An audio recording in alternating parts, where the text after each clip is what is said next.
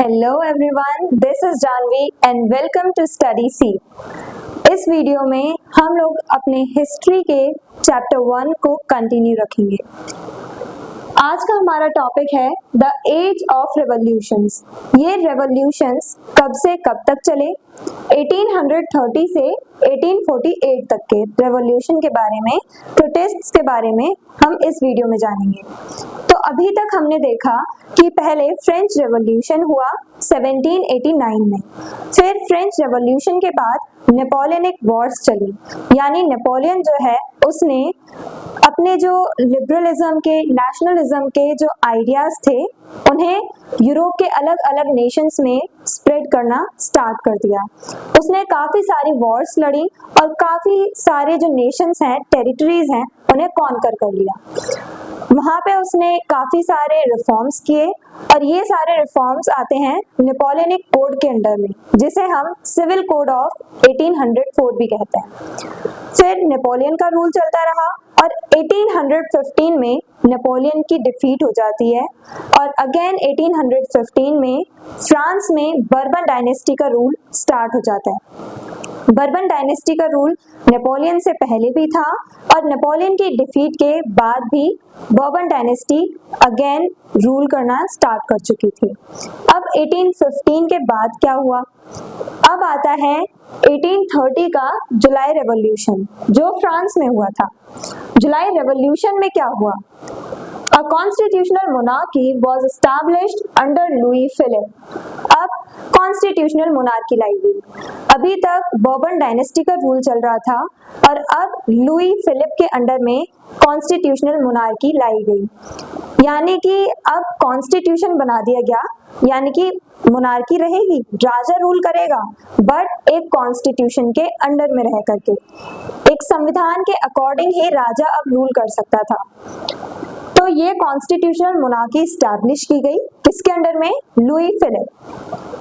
Inspired uprisings across Europe.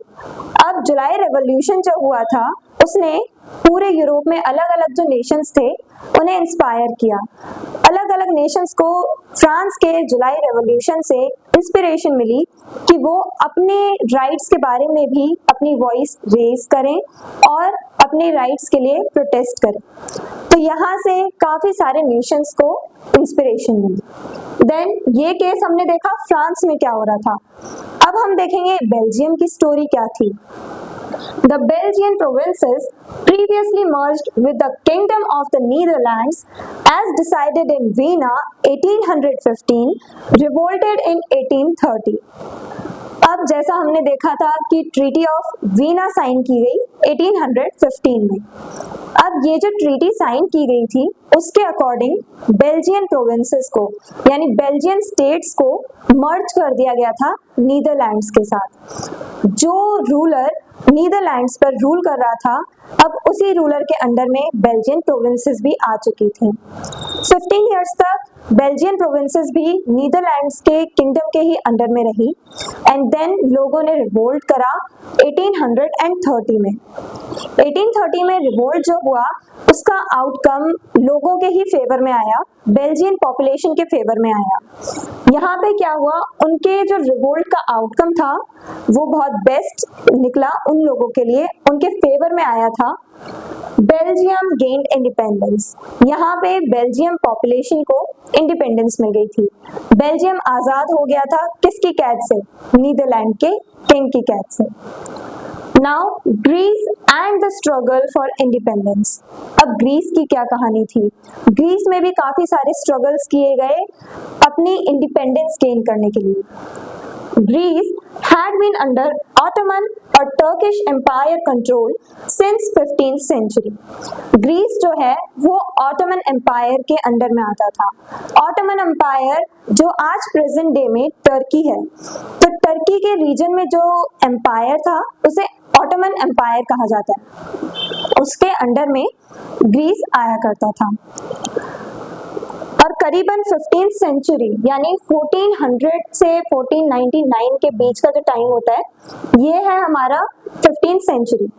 तो 15th century से Greece जो है ऑटोमन एम्पायर के कंट्रोल में था। In 1821, nationalist movements started in Greece. अब 1821 में जब लोगों ने बहुत ऑपरेशन सह लिया था, तब जाके लोगों ने 1821 में रिवोल्ट किया। Greek independence was supported by educated Europeans, writers, artists. अब ग्रीक इंडिपेंडेंस में सभी तरह के लोगों ने बहुत बढ़ चढ़ के पार्टिसिपेट किया, अपनी इंडिपेंडेंस गेन करने के लिए बहुत प्रोटेस्ट किए, स्ट्रगल किए।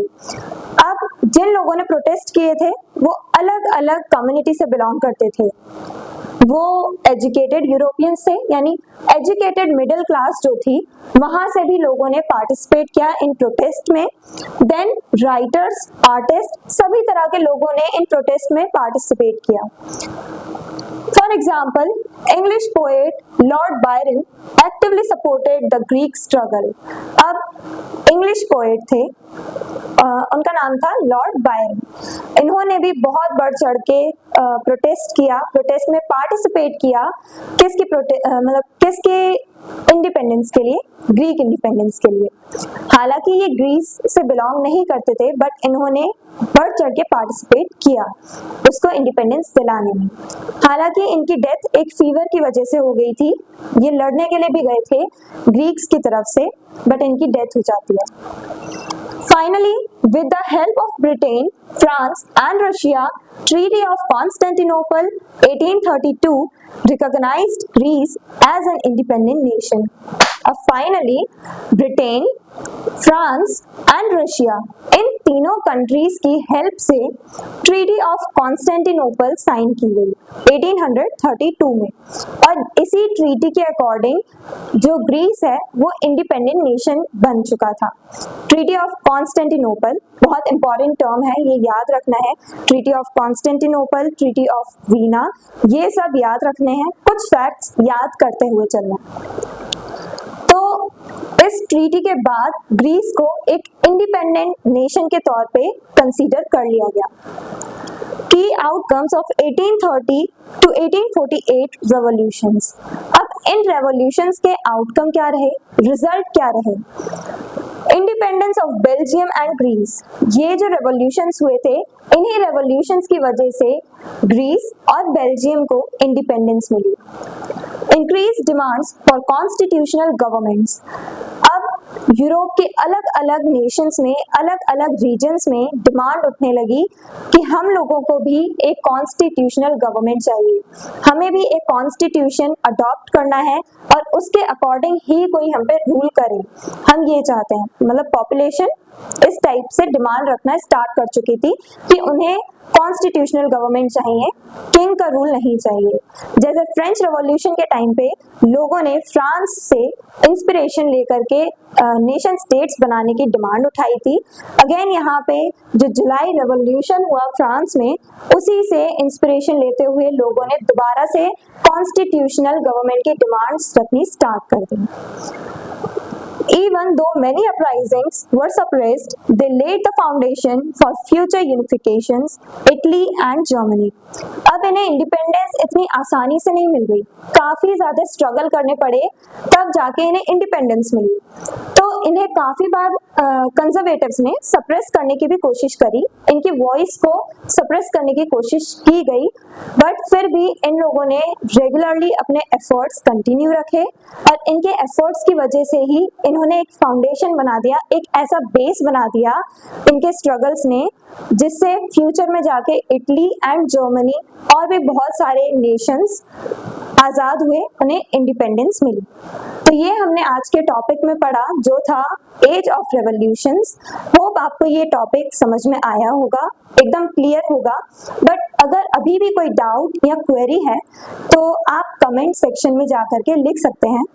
मिलते हैं नेक्स्ट वीडियो में नेक्स्ट टॉपिक के साथ। Stay curious, stay consistent. Thank you very much.